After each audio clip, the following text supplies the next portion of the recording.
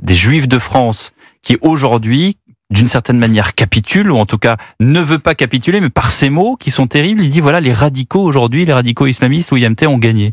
Oui, bien sûr, et ça arrive souvent sur un ensemble d'arbitrages qu'on subit régulièrement. On subit ce qu'on appelle la tyrannie des minorités. C'est-à-dire que lorsque vous avez des minorités agissantes qui se regroupent et qui agissent efficacement, ils sont en capacité de bloquer et de pourrir la vie des gens. Vous avez quelques personnes, uniquement une dizaine, des collectifs qui peuvent bloquer des autoroutes. Vous avez des dizaines de personnes qui peuvent maintenant changer les règles de l'administration pour obliger l'administration à capituler sur différents sujets. Et je peux prendre ça il y a des milliers d'exemples. Oui. Vous pouvez prendre des 10 personnes qui peuvent déboulonner des statuts. Donc, les minorités sont en capacité d'imposer leurs lois à la majorité. Seulement lorsque vous êtes dans une démocratie, vous êtes une majorité qui doit être en capacité de s'exprimer. Or, ce que j'espère quand même dans une école comme Sciences Po, c'est que la majorité des gens ne partagent pas l'opinion des bloqueurs, parce qu'il faut quand même rappeler que l'antisémitisme, c'est pas une opinion, ça reste quand même un délit. Oui, mais la majorité, elle est silencieuse. Et tout à l'heure, quand chez Pascal Praud, une jeune fille qui s'appelait Lucie a témoigné, qui fait partie des étudiantes et qui comprenait pas pourquoi est-ce que un autre étudiant lui disait mais vous savez les otages, enfin tu sais les otages ils sont tous morts donc c'est pas la peine que tu viennes nous parler des otages, on est là nous pour protester et pour défendre la situation à Gaza. Elle voudrait aussi reprendre les cours et elle dit mais nous on est la majorité silencieuse. Elle a tout à fait raison. La difficulté de la majorité silencieuse, c'est que eux respectent les règles. Eux ne vont pas bloquer, eux ne vont pas casser, eux ne vont pas se plaindre, ils vont respecter les règles pour aller en cours et essayer de suivre un cursus qui est normal. Mais face à ça, ils subissent deux groupes, je pense, qui capitulent à cause de la règle pas de conflit, pas de blague, la direction de Sciences Po et de la ministre de l'Enseignement supérieur qui ne soutient pas la majorité qui veut reprendre les cours. Si par cas vous avez un groupe qui est en capacité d'agir, mais si par cas ils veulent reprendre, ils veulent forcer le blocus, ils vont se faire taper dessus et finalement dans les règles malheureusement de la justice française, c'est eux qui vont en subir les dégâts parce qu'ils sont pas soutenus ni par l'administration ni par le gouvernement qui est incapable de renverser le rapport de force pour faire bénéficier à la majorité des gens qui veulent reprendre les cours. William, vous tombez de votre chaise quand vous avez entendu On travaille souvent sur la question du logement. Le logement est un mal français et tout ce qui a été dit pendant quelques minutes est exactement tout ce qu'il ne faut pas faire. Et c'est pour ça qu'on arrive à cette situation. La France a un record d'aide publique au logement en Europe. C'est-à-dire que la France, les contribuables français payent environ 38 à 40 milliards d'euros par an pour avoir une offre de logement qui est inefficiente en France. On paye une offre qui est record en termes de logements sociaux et pourtant les gens sont toujours pauvres et les gens n'arrivent toujours pas à se loger. C'est-à-dire qu'il y a un véritable problème. Alors peut-être que c'est un peu le discours que j'ai toujours entendu, si le communisme ne marche pas, il faut davantage de communisme. C'est un peu ce que recommande ce monsieur, c'est-à-dire que si par cas notre politique de logement ne marche pas, peut-être qu'il faut accélérer et accentuer ce qui ne fonctionne pas. Moi je pense qu'il faut complètement changer de logiciel. C'est-à-dire que ce que propose le ministre évidemment est pas suffisant, mais il part d'une situation qui est tellement grave qu'il faudrait des décennies pour arriver à une bonne situation. Le premier point, c'est qu'il faut relancer la construction de logements. Pour relancer la construction de logements, il y a 3 facteurs qui sont clés. Avoir une meilleure efficience de l'aide publique, davantage la concentrer sur l'offre et la construction de logements plutôt que sur l'aide à se loger qui effectivement n'aide pas les personnes à avoir des loyers qui sont plus bas parce que les loyers vont galoper, augmentent de manière croissante depuis un certain nombre d'années, notamment dans les métropoles. Le deuxième point, c'est la question des normes.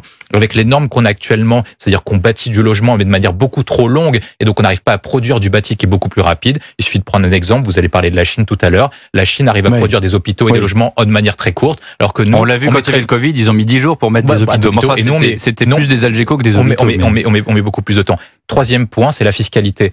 Tant qu'on maintiendra une fiscalité qui est punitive envers les propriétaires et tant qu'on maintiendra cette logique du clivage de taper sur le propriétaire plutôt que en privilégiant le locataire, on n'arrivera pas à s'en sortir. En changeant de logique, on pourra soutenir la production de logements parce qu'on encouragera les propriétaires et les constructeurs de logements à produire davantage et donc à loger plus de personnes. C'est assez sévère, William Thiem. Enfin, c'est pas très étonnant. Non, c'est pas étonnant. C'est le caractéristique des régimes totalitaires et il faut que nous, on soit fermes pour maintenir et dire que nous sommes sur notre territoire, qu'ils ont le droit de faire ce qu'ils veulent sur notre territoire parce que c'est leur souveraineté, même si par cas, nous, on a le droit de dire lorsqu'ils emploient des méthodes sur lesquelles on n'est pas d'accord, mais il s'agit d'être ferme sur notre territoire. Il s'agit d'être ferme non seulement à l'égard des régimes totalitaires comme la Russie et comme la Chine, voire comme l'Iran qui peuvent pratiquer ce même type de méthode, mais également à l'égard de nos alliés comme les États-Unis qui pratiquent des méthodes certes qui sont pas exactement du même niveau, mais qui sont quand même une certaine intrusion en termes de souveraineté.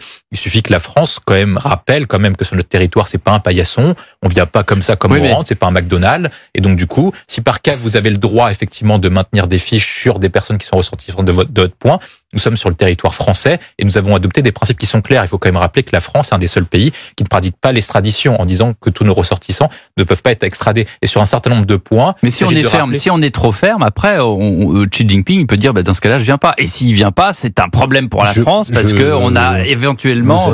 Vous avez raison de parler de ce point-là. Moi, je pense par contre... Besoin de graphite et de matériaux qui viennent de Chine. Effectivement, mais vous avez une question de rapport de force. Effectivement, Xi Jinping pourrait dire qu'il viendrait pas en termes de sécurité. Si c'est tout à fait légitime d'assurer la sécurité du président chinois parce qu'il est visé pour un certain nombre de raisons, il a un intérêt à venir, tout simplement parce que il a des positions ambiguës sur le conflit entre la Russie et l'Ukraine, parce qu'il a besoin économiquement d'un débouché commercial qui est l'Union européenne. Or, la France est quand même la deuxième économie de l'Union européenne et il a besoin de nous, notamment, pour faire en sorte qu'un certain nombre de produits puissent circuler sur le territoire européen. Et la France pourrait notamment mettre des vétos en pratiquant une politique d'opposition à la politique commerciale allemande. Et c'est pour ça que je pense qu'il vient. Et c'est au-delà du fait de pouvoir ressortir. Mais si par cas, en relation internationale, vous mettez pas de conditions, vous dites vous avez le droit de faire ça, mais nous, on vous laisse pas faire ça, qui peut être la première puissance, mais le général de Gaulle le faisait contre l'URSS et les États-Unis. Et c'est pour ça qu'il était respecté. C'est pour ça qu'il était respecté. Jacques Serret. Mais après, est-ce qu'en France, pousser à, par exemple, ce qui est de l'investissement, tout ce qui est batterie électrique pour les voitures, pour l'automobile,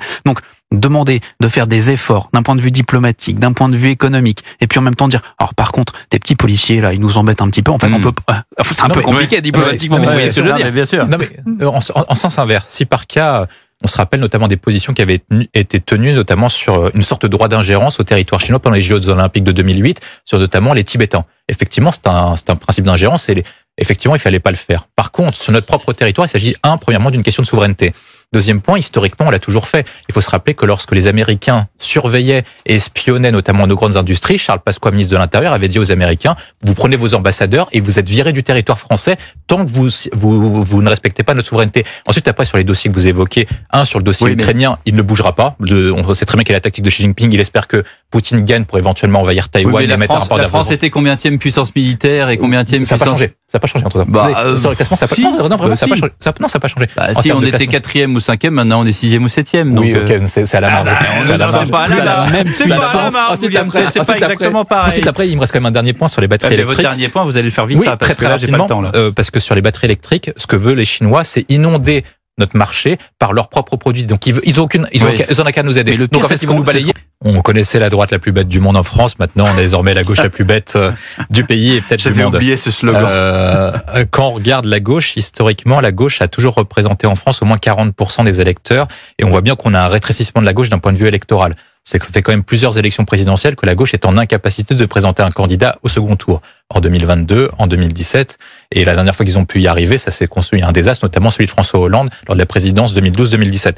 Comment faire maintenant pour retrouver le chemin du pouvoir? On voit bien qu'il y a quand même une candidate qui se démarque en vue des prochaines élections, c'est Marine Le Pen. Il y a un espace théorique potentiel avec la candidature de Glucksmann qui permet de passer éventuellement devant les macronistes. Ce serait une nouveauté qu'un macroniste, un candidat de gauche puisse passer devant Emmanuel Macron depuis 2017. Et plutôt que de tenter d'élargir, plutôt que de tenter de pouvoir rassembler le plus de personnes qui peuvent être déçues à gauche de la politique d'Emmanuel Macron, on voit bien que certains ont la tentation de venir à une politique rabougrie, sectaire comme ça a été rappelé, et au final ils reprennent les slogans communistes en disant le parti ira mieux en s'épurant. Évidemment, si vous épurez tous les électeurs, il restera pas grand-chose, et surtout pas des personnes capables de voter pour vous et capables de porter vos idées. Après, il y a des questions qui se posent. Est-ce que effectivement une partie de la gauche a trahi les grands idéaux historiques, le principe de laïcité pour revenir à des principes communautaires? Est-ce que des personnes de gauche n'ont pas trahi le peuple et les électeurs populaires, les électeurs intermédiaires qu'ils ont promis de défendre pendant des centaines d'années? Est-ce que vous n'avez pas des électeurs de gauche qui ont trahi leurs valeurs afin d'avoir des postes, etc. Effectivement, c'est le cas. Lorsque vous êtes dans une situation compliquée,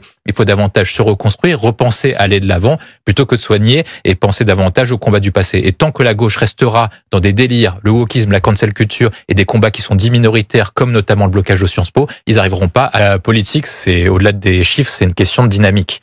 Et on voit bien que Glucksmann est en dynamique parce qu'il arrive à porter des combats. On peut être pour ou contre, mais il a un certain talent, notamment pour poser des thèmes dans le sujet, notamment sur le combat sur l'Ukraine et un certain nombre de positionnements. Il incarne un peu la gauche morale social-démocrate qui portait un certain nombre de valeurs, un peu, j'ai oublié son nom, mais le médecin qui était mis Bernard Kouchner. Merci, tout à fait. Il incarne un peu ce positionnement qui existe dans le pays. Et donc, il est normal qu'un certain nombre de personnes dites de gauche se retrouvent dans ce positionnement. La difficulté qu'a Emmanuel Macron, c'est que lui, par contre, il a une candidate qui peut être la candidate des élections européennes la plus nulle depuis Nathalie Loiseau, qui a certes des qualités, mais pas celles de la campagne. Et malheureusement, lorsque vous êtes en campagne, il faut instaurer une dynamique, il faut que les gens y croient. Et là, visiblement, c'est pas le cas pour elle. On aura l'occasion d'en reparler. Giscard d'Estaing en direct sur Europe 1. Oui, c'est très impressionnant. Mes respects tout d'abord pour vous et pour votre mari qui a été le dernier grand président, parce qu'il faut quand même rappeler que c'est à partir de la date fatidique de 1981 qu'on a connu un tournant décisif dans notre pays. Il y a eu celui de 95 aussi, mais celui de 81 était notamment marquant. Effectivement, comme Madame l'a rappelé, en fait, Valéry Giscard d'Estaing devient président de la République de manière inattendue parce que Georges Pompidou décède. Les règles de la Constitution de la Ve République prévoient que la campagne est de manière très courte. Il est en concurrence et il rompt avec ce qu'on appelle le parti gaulliste, qui est l'UDR, parce que le candidat du parti gaulliste était à l'époque Jacques Chaban-Delmas. Donc, il faut quand même rappeler qu'en très peu de temps, on arrive sur un moment où il est en concurrence avec le Premier ministre de l'époque, Pierre Messmer, avec Jacques Chaban-Delmas, pour une sorte de primaire à droite très forte. Finalement, Pierre Messmer se retire et c'est Valéry Giscard d'Estaing qui l'emporte grâce à l'appui décisif de l'appel des 46, je me trompe pas, et notamment celui de Jacques Chirac qui permet à Valéry Giscard d'Estaing d'être élu et de faire entrer le pays dans une nouvelle ère, celui de la modernité, notamment. C'est là où on a beaucoup d'acquis aujourd'hui, notamment celle de Simone Veil, de loi de Simone Veil, etc. On a retrouvé Jacques. Oui, moi je voulais poser une question, parce que comme je l'ai dit tout à l'heure, Valéry Giscard d'Estaing est assimilé par beaucoup de personnes comme le dernier grand président qu'a connu la République française. Est-ce que vous estimez pas que la France a été un peu ingrate en organisant mal ses hommages, à la différence notamment de Jacques Chirac qui a reçu quelque chose de beaucoup plus marquant, alors que normalement Valéry Giscard d'Estaing aurait dû recevoir, le président Giscard d'Estaing aurait dû recevoir des hommages notamment dignes de la fonction et du service qu'il a rendu à notre pays. Est-ce que ça vous désole pas à l'occasion qu'on fête ces 50e anniversaire de son élection? Oui, je regrette en effet qu'il n'y ait pas plus de reconnaissance pour tout ce qu'il a pu apporter à la France.